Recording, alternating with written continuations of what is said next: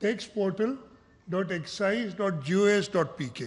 इस पे जब आप जाएंगे transport.excise.gos.pk पे, तो आपके पास ये स्क्रीन आएगी सामने जो आपको नज़र आ रही है। इसके अंदर ये peoples motorcycle fuel subsidy programme, ये इसका नाम रखा हुआ है। इसको मैं क्लिक करूँगा तो ये स्क्रीन मेरे पास आ जाती है अगले पेज पे।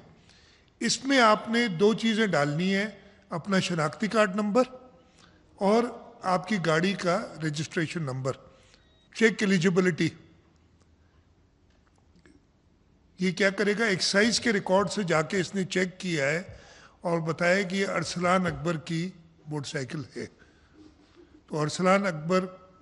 अब इसके बाद आपको मोबाइल नंबर देना होगा अपना 0219।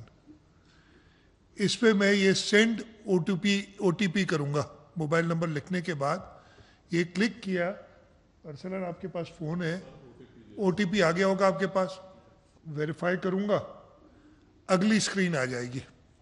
ठीक है, अब ये कंफर्म हो गया कि इन्हीं का मोबाइल है, तो अब इसी मोबाइल पे सारी कॉरेस्पॉन्डेंस होगी।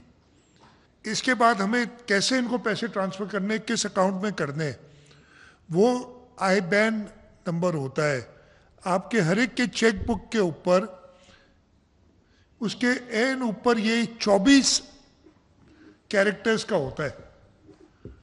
अगर आप 23 डालेंगे तब भी ये एक्सेप्ट नहीं करेगा, 25 डालेंगे तब भी एक्सेप्ट नहीं करेगा।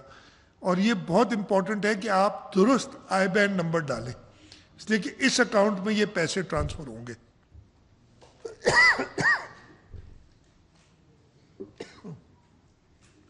ये 24 डिजिट्स का है, ये मैंने डाल के और सबमिट करना है।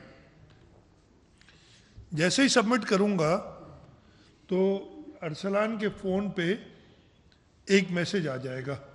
आ गया कि नहीं, मैं इधर से पढ़ लेता हूँ। आपका फ्यूल सब्सिडी क्लेम मौसूल हो गया है, तस्दीक के बाद रकम आपके अकाउंट में मुंतकिल कर दी जाएगी।